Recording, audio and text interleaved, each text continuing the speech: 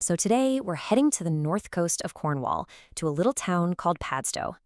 Now, you might know it for the amazing food, those classic winding streets, or its beautiful estuary. But we're going to go deeper. We're going to peel back all those picturesque layers to find a town that was literally built on sacred ground, shaped by global trade, and is still haunted by some of Britain's most powerful, most enduring legends. You can look at any port in the world and you'll find stories, tales of bravery, of tragedy, and that constant, steady rhythm of the tide. And Padstow is absolutely no different. Its story is written on every single stone of its quay, it's in the foundations of its oldest houses, and you can see it in the lines on the faces of the families who've worked this sea for generations. And that's where Padstow's story takes this wild turn into the world of myth. Because this isn't just a tale of fishing boats and trade. This is a story where folklore feels as real and, frankly, as dangerous as the water itself. A place where one single act of violence against a mythical creature is said to have had devastating consequences that people still talk about today. To really get Padstow, you have to go right back to the beginning. I mean, long before the tourists and the celebrity chefs showed up, this was a sacred place. It was a kind of spiritual anchor on what is a very wild and unforgiving coastline. Its whole identity was forged right there, in the meeting of faith and the sea. Okay, let's break this down, because this timeline really gives you a fantastic sense of how Padstow has constantly reinvented itself. So it kicks off as a religious outpost, this little beacon of Celtic Christianity. Then boom, it transforms into this bustling medieval engine of trade. By the 1800s, it's a place of really poignant goodbyes, a gateway to America for thousands of Cornish families. And then the railway arrives, and it starts the reinvention that we see today, as a place people love to visit. Every single one of those layers is still there. And here's what's so cool. The town's entire identity is basically baked right into its name. It's not named after a king or some famous battle, but a saint. Petrox Stow, literally Petric's place. It tells you right from the get-go that this was a place defined by spirituality, a safe haven founded by a Welsh missionary whose influence is still felt 1,500 years later.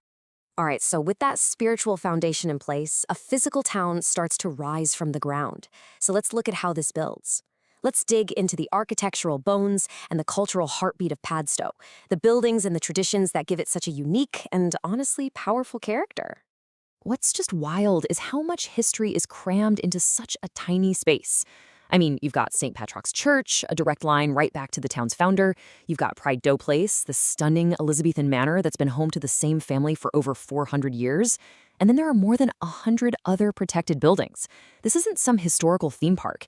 It's a living, breathing museum where centuries of architecture are all jostling for space in these narrow, winding lanes. But it's not just the buildings, right? Padstow's culture is just as ancient. The Abios Festival is, well, it's one of the most amazing, primal, and mysterious folk traditions you will ever witness. Every single May Day, the entire town just erupts in this pagan celebration for the arrival of spring. It's this deep, visceral connection to a pre-Christian past, a ritual that's survived for centuries, its real origins totally lost to time.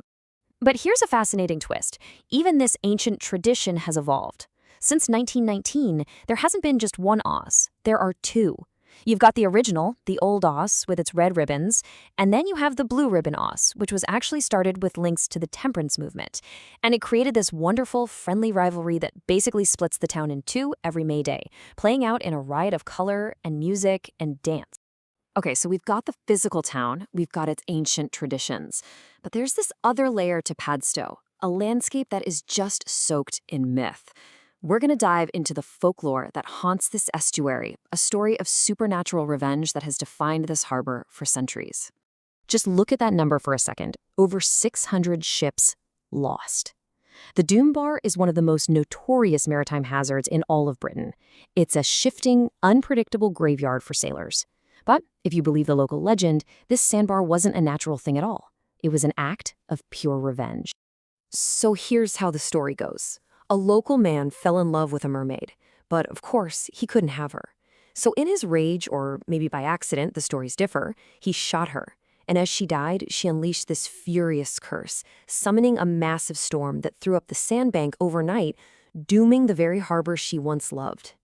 It's just a powerful, tragic story that turns a geographic feature into a monument of a curse. And believe me, the mermaid is not the only supernatural resident hanging around Padstow. The town is just brimming with stories. The founding saint, Petrock, was said to perform miracles, taming bears and banishing sea monsters. And ghosts? They're seemingly everywhere, from an Elizabethan lady in Abbey House to a playful spirit in the local pub. In Padstow, the veil between worlds can feel incredibly thin. Legends and buildings are one thing, but the real heart of any town, its true soul, is always its people. So now, we're going to look at the incredible, true stories of the men and women who face the harsh realities of life and death on this coast. Stories of unbelievable courage and survival. All right, picture this. It's the late 19th century. A fishing boat gets completely overturned by a violent storm right there in the harbor. The crew are thrown into the churning, freezing water. It's a desperate, life-or-death situation that was, tragically, all too common for this community. And then, in a moment that just defied all convention for the time, 5 young women from the Prideaux-Brune family saw what was happening. Now, they weren't sailors, they weren't lifeboatmen, but they got into their own small rowing boat and demanded to be cast off, heading straight into the teeth of the storm to try and save a drowning man. It was an act of almost unbelievable bravery. An eyewitness said they were rowing like tigers. That one phrase, it just captures everything, doesn't it? The ferocity, the determination, the sheer courage. They saved the man's life and were rightfully awarded medals for their heroism by the Royal National Lifeboat Institution. What an incredible story. And here's another powerful human story. Back in 1866, a ship called the Jane Loudon was lost in the middle of the Atlantic. The only survivor was Captain John Casey. And this sea chest, this was his. It's not just a piece of wood. It is a tangible link to that tragedy, a silent witness to a story of unimaginable loss and one man's incredible will to survive. And what's just amazing is how Padstow's story reaches so far beyond its own shores. It connects to these massive figures in world history. Sir Walter Raleigh lived here. And get this, the infamous mutiny on the Bounty has direct links to this town. One of the mutineers, a guy named Matthew Quintal, was from Padstow. And his adversary, Captain Bligh, also had strong ties here. This tiny little harbor was a stage for players in a truly global drama. And really, that's what we leave you with. Padstow is like a palimpsest, one of those old manuscripts where new stories are written over the old, but traces of what was there before always remain. It's a town founded by a saint, cursed by a mermaid, and defined by the courage of its people. So maybe the next time you see a picture of a lovely Cornish harbor, ask yourself, what stories are hiding just beneath that surface? How much of that incredible past is still breathing in its streets?